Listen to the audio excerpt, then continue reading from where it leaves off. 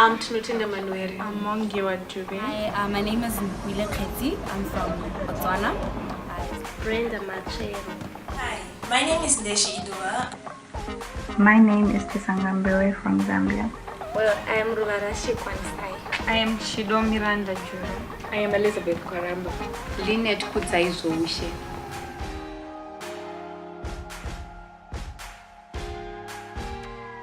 I think sexual harassment is any form of sexual attack which causes distress or worry in an individual. Sexual harassment is usually happens between two people, obviously, and there's some form of sexual exploitation happening, and in the process there are usually sexual advances made by one person on another, and these advances are usually made by a person who's in a power, who has power over another. It also comprises of elements of being shown sexually related material, such as pornographic material that might be sent in a group, maybe without your consent, and it's persistent. Sexual harassment is the unwanted sexual advances which could either be physical, visual, or verbal.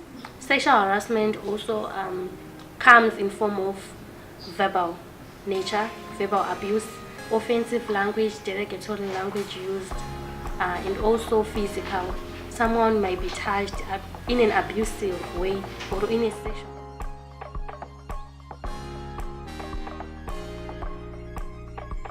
I think it will be the lecturers over students. The biggest perpetrators are people, like she mentioned, people with power, which are lecturers, teaching assistants, maybe members of the Students' Representative Council, as well as cooks, for example, in our different dining halls, and boys in general, boys in our classes, maybe the class rep.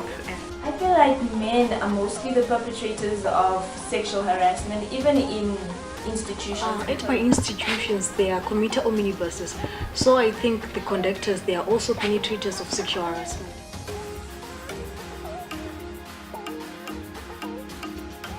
Why? Because that's the majority of the relationships, lecturer-student relationships, right? And you find that the students usually are vulnerable because, like I mentioned before, the lecturers have power over them, and they might decide to extend their power to include sexual favors, and it might be unwelcome by the students, therefore it becomes sexual harassment. In Southern Africa, it's a patriarchal society.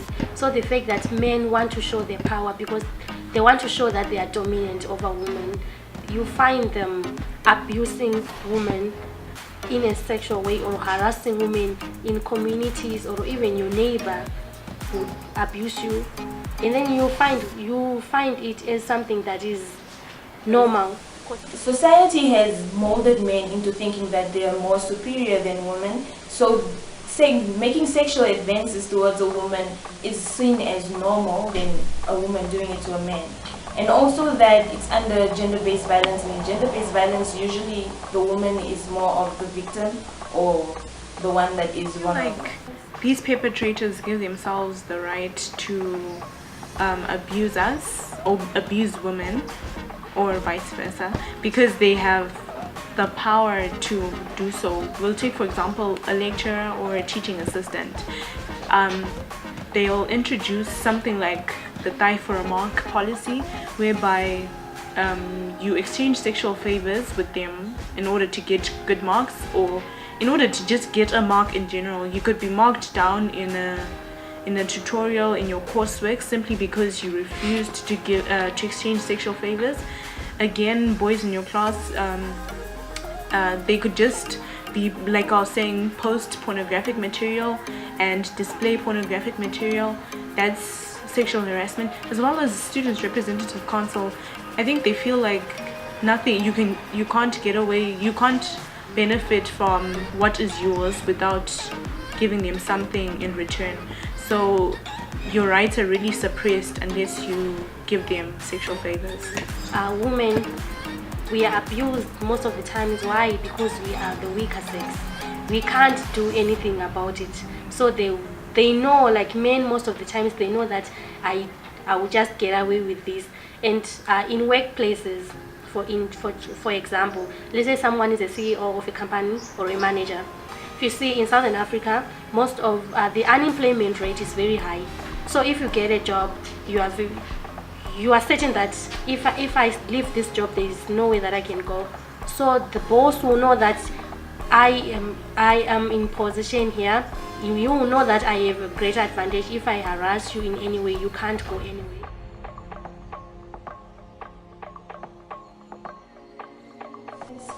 The experience that I've had with sexual harassment is not physical, it's more of visual and verbal, because every day you get catcalled by somebody or a man that thinks you are hot, or that just feels the need to make comments about you. So it's an everyday thing, sadly.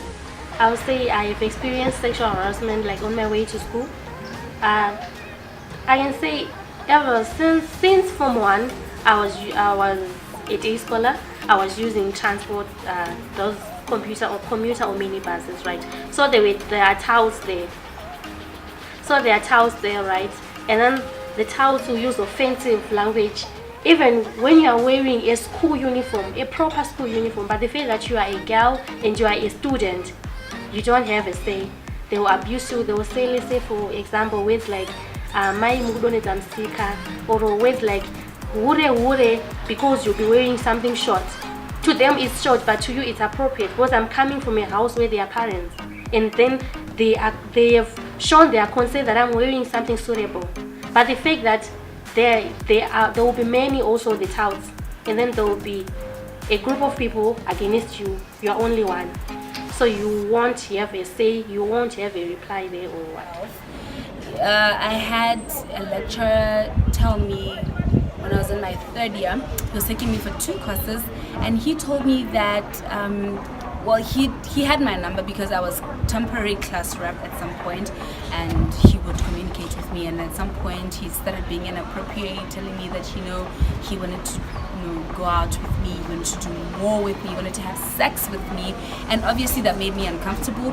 And I just brushed it off because I didn't want to offend him and make him think that victimize me for some reason. So I was cool about it, trying to be cool about it, not to offend him, at the same time not do anything with him. But it got to a point where he actually got pissed, and he told me, you know what, do you understand how reciprocity works? If you don't reciprocate what I want from you, it means you're also never going to pass, because you need to make me happy for you to pass. And I obviously went to the HOD, and the HOD told me that, well, there's nothing we can do to help you because you don't have evidence, 1, and 2, we can only help you once you've failed. So after you failed, that's when we can do something about it. But right now, we don't have much, so meh. I've encountered a young lady who was in her room, and it seemed that she had been drugged by a group of boys on campus. And after she was drugged, they waited for her. They left her room, waited for the drugs to really kick up, and came back to her room a couple of hours later in the intent of harassing her. So they had stripped her half naked, and she started fighting them, and that's when she ran out of the room, and she was screaming and seeking for help. And because we think sexual harassment is normal, or girls or young ladies call it upon themselves, the warden of that specific hostel was actually expelled her from the hostel, and claimed that she was causing a lot of havoc and unnecessary uproar because of her scream and her yell for help. Some fellow women actually harassing another woman. Like the girl was wearing a short skirt, and the women started saying "wure wure." A fellow female calling another woman "wure." It's actually sexual harassment, and I was shocked. A fellow woman calling another woman "wure." It's not proper. I also know of a girl who was my roommate. So she was marked down on a certain paper, and the lecturer wrote, "Come and see me." So when she went to see the lecturer, he didn't say anything about the marks. Actually, he said that I think you're a bright girl, I also love your complexion, and he started asking the girl out. So that kind of disturbed her in a certain way, and it was sexual harassment. Naturally, I'm a girl who's got big breasts, and most cases when I'm walking down the street, people will be like, "Sisi mukulu nezamtaka," and it's so disturbing because it's not like I really asked for it, but because of the local artists, they take it as something which is very natural and normal. So we tend to not focus on it, but naturally it's so disturbing because in most cases when I try to even walk around the road wearing a vest, I can't because they are always mimicking and tones about me all the time. I have a friend of mine. She told me of her experience. We were in a tutorial, and when the tutorial ended, the teaching assistant asked her to his office, and when she got there, he started asking personal questions about her, where she was from, and she said she's a Shangani, and he was like, "Mashangani ndinonyatsoita," and she didn't understand. She was disturbed. What was he inferring when he said Mashangani ndinoita? And he started asking her out, like he had a son and he wanted her to meet the son, and she just got disturbed with her experience.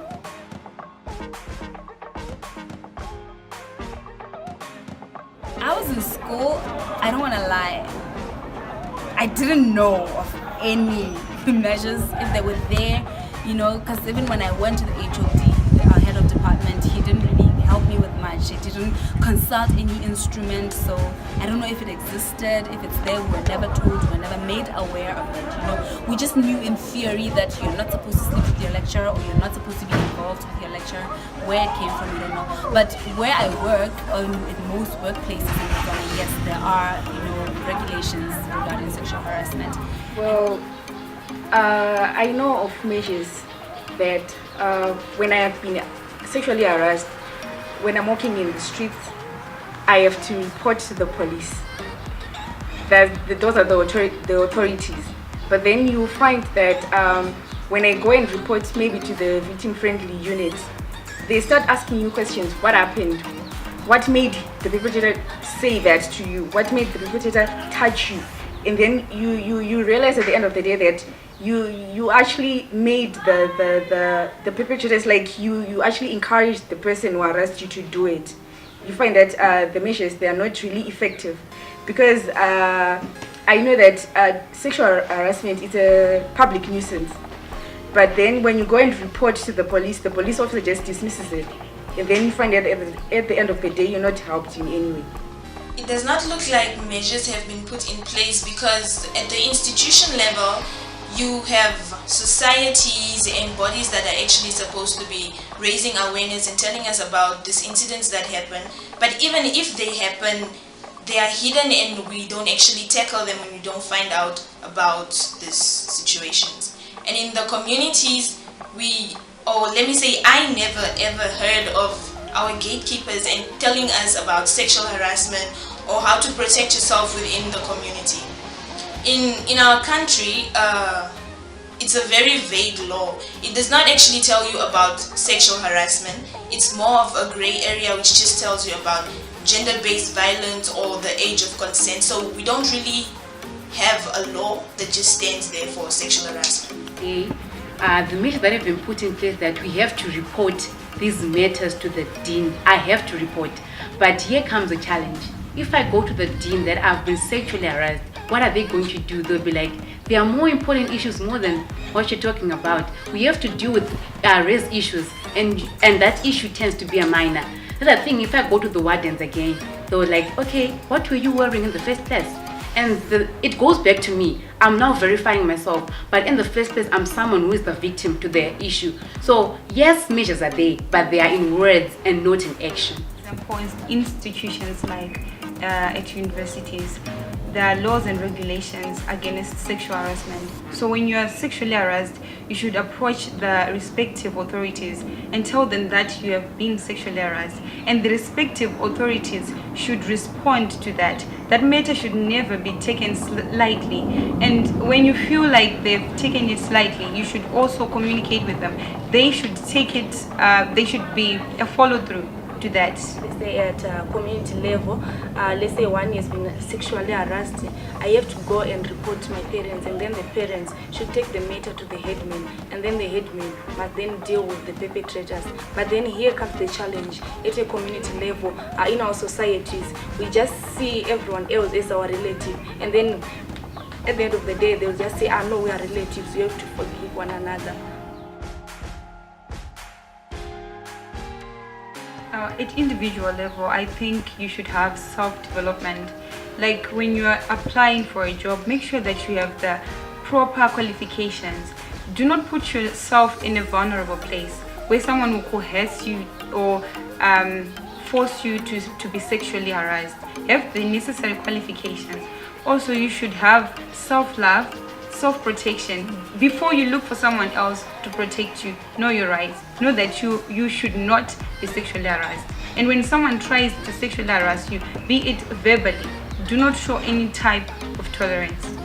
You know, like I said, there are regulations in place, but we should enforce those regulations, because right now they are not. You find that they're swept out under the rug because you're trying to protect somebody. You have a prominent person who's harassing young girls, but because we don't want to offend that person, or we are afraid somehow, we just sweep it under the rug. So we need to have strict laws and policies, and those policies and laws need to be enforced. People should be educated that sexual harassment is a crime. The awareness campaigns, there should be more, so that people are not ignorant. Well, at individual level, you should understand, for example, for women, you should understand that you are more than just your looks, your structure, or your face. If you depend on those things, you are prone to be vulnerable. So when you are applying for a job, make sure that you have the proper qualifications. When you're applying for a post, make sure that you really qualify, so that you won't be vulnerable to such an extent that someone would think of sexually harassing you in exchange for that post. To prevent incidents of sexual harassment, firstly, individually, I think you need to educate yourself on sexual harassment, just so you know what is sexual harassment, how to protect yourself, where to report all of these cases. And in levels of institution, I feel like they need to implement their policies, because the societies are there, the bodies are there, everybody is there that actually needs to protect people from sexual harassment. But then I feel like they need to implement these laws or these policies that they have, so they can protect the people, and also not hide the incidents that happen in the universities, but instead share the stories, even with hidden identities. Just share the story so people actually know what's happening on the campus and how to protect themselves. And also, on the national level, I feel like we should have campaigns on sexual harassment, how to protect yourself from sexual harassment. I feel like the police officers should start taking this reported cases seriously. Like the case, when you go there and you report the case of sexual harassment, they should take you seriously and actually take it up. I feel like the gatekeepers should start raising awareness, and everybody in a community should also start teaching each other and raising awareness on sexual harassment, just so that all of us are safe. Also at individual level, we're talking about you as an individual. We should conquer our fears. I personally should be able to overcome the fears in me, so that I'll be able to challenge that perpetrator, and so that I'll be able to report these issues to the police. Then at institutions, we're talking about our wardens and our deans not being taking into consideration these matters. Every issue is important, and they should take those issues of sexual harassment as important issues. And many, for example, those Sexual Harassment Act, they should be not in words but in action also. I think there's need for public awareness campaigns. Those in authority must be educated, so that when sexual harassment issues arise, they will be in a position to challenge and deal with the perpetrators. Sexual harassers must be confronted immediately, and support must be rendered to people who have been sexually harassed. In the words of Martin Luther King Jr., our lives begin to end the day we become silent of the things that matter.